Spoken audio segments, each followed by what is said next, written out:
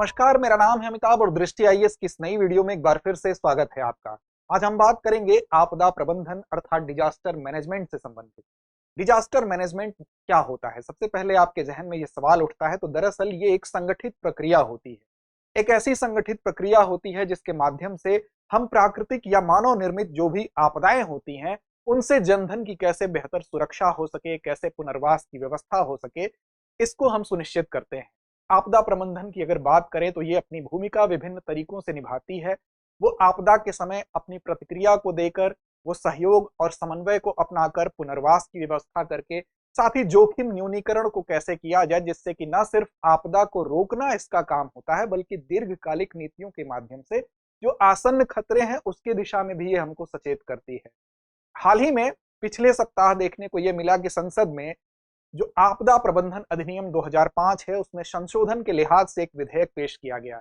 इसका मुख्य उद्देश्य था कि एनडीएमए अर्थात नेशनल डिजास्टर मैनेजमेंट अथॉरिटी में कैसे उसकी भूमिका को और उसकी जिम्मेदारियों को और विस्तारित किया जाए और इसको कैसे और एक सशक्त रूप से देश की आपदा से रक्षा करने के लिए इसको सशक्त रूप से देश के सामने लाया जाए। तो इसके लिए आज की हमारी चर्चा का विषय इसी पर केंद्रित होगा, आपदा प्रबंधन संशोधन विधेयक 2024 के ऊपर। तो आइए देखते हैं सबसे पहले चर्चा के बिंदु क्या होंगे। चर्चा के बिंदु में खबर की हमने बात की, चर्चा में क्यों है इसको जानने के बाद राष्ट्रीय आपदा प्रबंधन जो प्राधिकरण होता है उसके विषय में भी जानेंगे, क्योंकि उसी की शक्तियों में विस्तार की बात की जा रही है जिससे कि हम मुख्य रूप से जो प्राकृतिक आपदाएं हैं उससे निपटने और परिचालन दक्षता में हम सुधार कर सकें। साथ ही साथ क्या है आपदा प्रबंधन संशोधन विधेयक, इसमें कौन कौन सी मुख्य बातें हैं, कौन कौन सी बातें कही गई हैं कि इसको और बेहतर बनाया जाए, उन बातों को भी देखेंगे। अंत में अभ्यास प्रश्न की तरफ चलेंगे। सामान्य अध्ययन प्रश्न पत्र 3 से जोड़ के इसको आप देख सकते हैं। चैनल को सब्सक्राइब नहीं किया तो कर लें। साथ ही साथ इस कार्यक्रम की पीडीएफ पाने के लिए आप हमको टेलीग्राम पे भी इन डेप्थ कार्यक्रम को फॉलो कर सकते हैं। खबर की बात करेंगे, खबर द इंडियन एक्सप्रेस से है।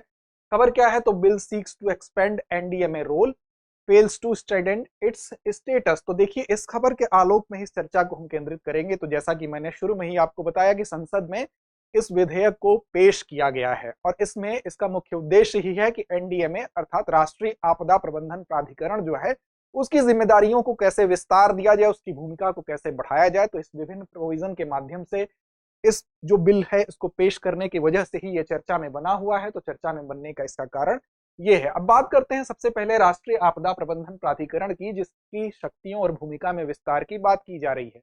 सबसे पहले इसके सफर को देख लेते हैं कि कैसे इस प्राधिकरण का गठन हुआ। तो देखिए, जैसे जैसे देश में आपदाएं आई, देश ने आपदाओं के दंश को झेला, वैसे वैसे इस दिशा में हम बढ़े। बात अगर हम करें 1998 की, तो उड़ीसा में एक सुपर साइक्लोन आता है। उसके बाद से हम इस दिशा में बढ़ते हैं और अगस्त 1999 में एक उच्चाधिकार प्राप्त कमेटी का गठन कर दिया जाता है। देखिए, आपदा प्रबंधन प्राधिकरण को राष्ट्रीय प्राथमिकता मिलती है इन्हीं घटनाओं के बाद, जब राष्ट्रीय स्तर पर इसका दंश झेलने को मिलता है। उसके बाद आप देखेंगे 2001 में गुजरात में भुज में विशेष रूप से एक बड़ा भूकंप आया जिससे भुज काफी प्रभावित रहा। तो यहाँ पर फिर से एक राष्ट्रीय कमेटी का गठन कर दिया गया। फिर 10वीं पंचवर्षीय योजना में भी आपको दिखाई देगा कि आपदा प्रबंधन पर एक विस्तृत अध्याय ही पहली बार शामिल किया गया। साथ ही साथ जो 12वां वित्त आयोग है उसको भी एक अधिदेश दिया गया। अधिदेश का मतलब होता है आधिकारिक रूप से जो आदेश दिया जाता है, उच्च संस्था अपने से निम्न संस्था को यह आदेश दे सकती है। तो देखिए, 12वें वित्त आयोग को अधिदेश दिया गया आपदा प्रबंधन के लिए कि वित्तीय प्रबंध कैसे किया जाए, इसकी समीक्षा की जाए। इस तरह से हम एक एक करके आगे बढ़ते रहे। फिर आपको याद होगा कि 2004 में सुनामी आई और सुनामी से उसके दंश को पूरे विश्व ने महसूस किया। एक बहुत बड़ी आपदा थी। इसके बाद आप देखेंगे 23 दिसंबर 2005 को आपदा प्रबंधन अधिनियम आया और उसी अधिनियम के तहत राष्ट्रीय आपदा प्रबंधन प्राधिकरण अर्थात एनडीएमए, जिसको नेशनल डिजास्टर मैनेजमेंट अथॉरिटी कहते हैं, उसका उदय होता है। और आपदा प्रबंधन के लिए ये शीर्ष वैधानिक निकाय भी है। इसका गठन कब हुआ? तो 27 सितंबर 2006 को औपचारिक रूप से इसका गठन होता है। औपचारिक रूप से ये हमारे सामने आता है और आपदा प्रबंधन अधिनियम 2005 के तहत इसका गठन किया गया। इस बात को आप याद रखेंगे। इसका अध्यक्ष कौन होता है? तो प्रधानमंत्री इसके अध्यक्ष होते हैं और इसमें 9 सदस्य होंगे। इन 9 सदस्यों में से ही एक इसका वाइस चेयरमैन भी होगा, इसका उपाध्यक्ष भी होगा। साथ ही साथ इसके माध्यम से ये कोशिश की गई कि एक राष्ट्रीय ऐसी नीति बने जिसमें कि केंद्र, राज्य और जिले सभी एक सक्षम वातावरण का निर्माण कर सकें जिससे कि आपदा से भली भांति निपटा जा सके। आगे अगर बात करें तो इसी के परिणाम स्वरूप आप देखेंगे NDRF national disaster response force का गठन हुआ। फिर इसी के तहत आप देखेंगे एनआईडीएम अर्थात national institute of disaster management, जिसमें इस दिशा में हम शोध करते हैं, पढ़ाई करते हैं, जानते हैं इसके बारे में कैसे प्रबंधन को बेहतर किया जाए। 2009 में राष्ट्रीय आपदा प्रबंधन नीति नेशनल डिजास्टर मैनेजमेंट पॉलिसी आई और 2016 में राष्ट्रीय आपदा प्रबंधन योजना नेशनल डिजास्टर मैनेजमेंट प्लान आया। अब देखिए ऐसा ही जो संबद्ध मुख्यमंत्री थे विभिन्न राज्यों के, वहां उनके नेतृत्व में राज्य आपदा प्रबंधन प्राधिकरण का भी गठन, उसके गठन की भी परिकल्पना यहां पर की गई। तो इस तरह से केंद्र में और राज्यों ने भी ऐसी परिकल्पना को साकार रूप दिया धीरे धीरे।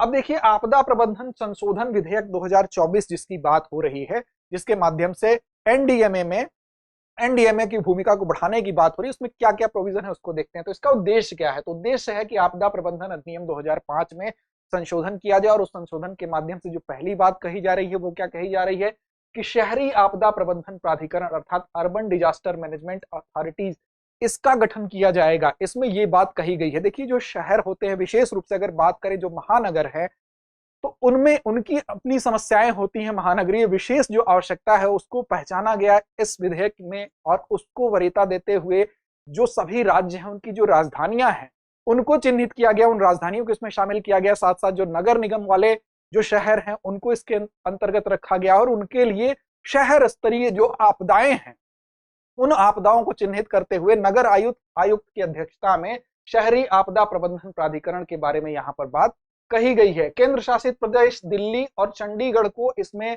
शामिल नहीं किया जाएगा। इनको छोड़कर सारी राजधानियों और नगर निगम वाले बड़े शहरों के लिए ये इस प्रोविजन की बात कही गई है।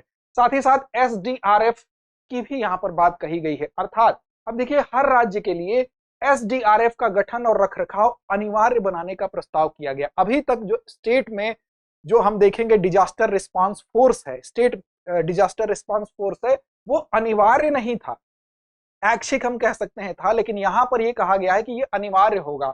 हालांकि पिछले कुछ सालों में ज्यादातर राज्यों ने इसका गठन किया है लेकिन अनिवार्य नहीं था। इस विधेयक के माध्यम से यह कोशिश की जा रही है कि 2005 के अधिनियम में जो अनिवार्य नहीं था उस चीज को अनिवार्य करते हुए राज्यवार, मतलब हर राज्य को इसके आकार और क्षमता में जो अलग अलग हमको स्ट्रक्चर दिखाई देता था उसको समाप्त करके एक आकार एक स्ट्रक्चर के रूप में इसको स्टेबल किया जाए। आगे अगर हम देखें तो एनसीएमसी अर्थात नेशनल क्राइसिस मैनेजमेंट कमेटी अर्थात आपदाओं सहित सभी प्रकार की जो राष्ट्रीय स्थिति होती है उससे निपटने के लिए कैबिनेट सचिव की अध्यक्षता में पहले से इस कमेटी का गठन किया जाता है। लेकिन यहां पर क्या किया गया है कि इस विधेयक में ऐसा प्रोविजन किया गया है कि एनसीएमसी को कानूनी दर्जा दिया गया है, अर्थात ये अब कानूनी रूप से वैध होगा इसका गठन करना और किसी भी गंभीर या राष्ट्रीय प्रभाव वाली जब आपदा होगी तो उससे निपटने की कंडीशन में जो एनसीएमसी होगी वो एक नोडल एजेंसी के रूप में कार्य करेगी। तो इस बात को भी यहाँ पर इस प्रोविजन को भी शामिल किया गया। साथ ही साथ एनडीएमए की जो भूमिका है उसमें भी वृद्धि करने की बात की गई है, जैसा कि इसका मुख्य उद्देश्य ही है कि उसकी भूमिका को और उसकी जिम्मेदारियों को बढ़ाया जाए। इसमें क्या कहा गया है कि जिस भी देश, हमारे देश में जहां भी आपदा अगर होगी या उसकी संभावना होगी, देखिए आपदा और आपदा का जोखिम दो चीजें होती हैं। आपदा का मतलब कि कम समय में बड़े क्षेत्र में जब नुकसान पहुंचता है तो उसको हम आपदा कहते हैं, और जोखिम का मतलब होता है कि जब किसी संभावित खतरे की कोई खतरा हमको होने की संभावना होती है। जैसे मान लीजिए किसी जगह पर बाढ़ प्रभावित कोई क्षेत्र है और उसी क्षेत्र में अगर कोई घर बना ले तो हम कहेंगे कि वो जोखिम वाला कार्य हुआ है। तो ऐसे जोखिमों की दशा में उससे निपटने के लिए जो उभरती आपदाओं से होने वाले जोखिम है उनका जायजा लेने का काम एनडीएमए की भूमिका में इस चीज को जोड़ा गया है कि अब वो उसका जायजा लेगी कि किन क्षेत्रों में जोखिम है। साथ ही साथ अब इस चीज के लिए, इस अधिकार का उपयोग कैसे वो करेगी, तो इसके लिए वो विशेषज्ञों और सलाहकारों की नियुक्ति करेगी और वो लोग बताएंगे कि देश में कौन कौन से ऐसे क्षेत्र हैं जहां पर जोखिम है, वहां पर ऐसे कार्य किए गए हैं, उन कार्यों को नहीं करने की जरूरत है। तो इस दिशा में इसकी जिम्मेदारियों को विस्तार दिया गया है।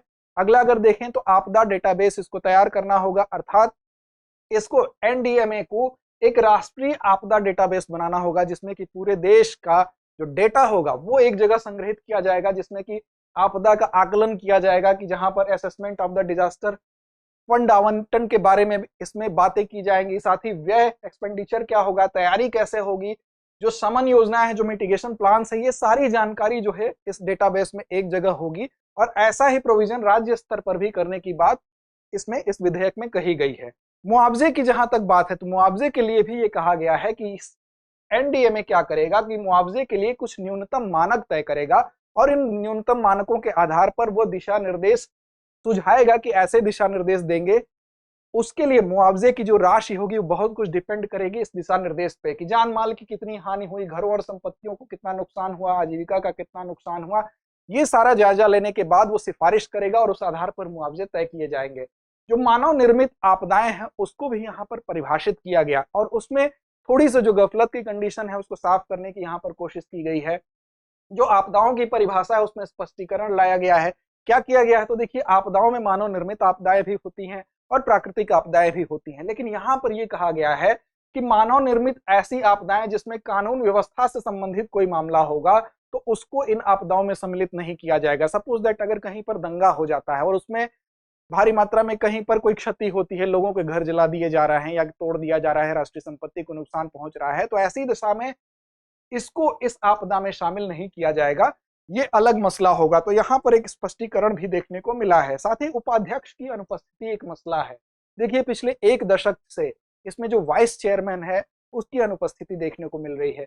अब इसका अध्यक्ष तो प्रधानमंत्री होता है, लेकिन जो उपाध्यक्ष होता है वो ही इसके दैनिक कामकाज के लिए जिम्मेदार होता है। तो अगर एक दशक से, अगर 10 वर्षों से इसका वाइस चेयरमैन नहीं है तो दैनिक कामकाज पूर्ण रूप से अपनी गति से संचालित नहीं हो पाएगा। तो इसके लिए ये जो इसका वाइस चेयरमैन है जो कैबिनेट मंत्री के स्तर का होता है, तो अब इसमें विधेयक में ये बात कही गई है कि इस अब अध्यक्ष या उपाध्यक्ष के द्वारा कोई भी ऐसा व्यक्ति नामित कर दिया जाएगा, नॉमिनेटेड होगा, जो कि दैनिक कामकाज का संचालन कर सकता है और कानूनी रूप से वो अधिकृत होगा अगर अध्यक्ष या उपाध्यक्ष इसके उस व्यक्ति को नामित करते हैं। तो अब दैनिक जो कामकाज का संचालन है वो अपनी गति से चल सकता है। तो उपाध्यक्ष की जो अनुपस्थिति का मसला था उसको भी सॉल्व करने की कोशिश की गई है।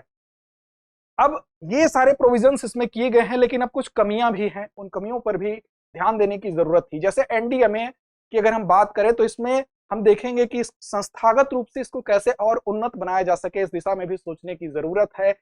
साथ ही साथ जो निकाय है और जो राज्य हैं उनके बीच में जो कोऑर्डिनेशन है, दोनों एजेंसियों के बीच में जो समन्वय है वो कैसे बेहतर बनाया जा सकता है, इसके बारे में भी सोचने की आवश्यकता है।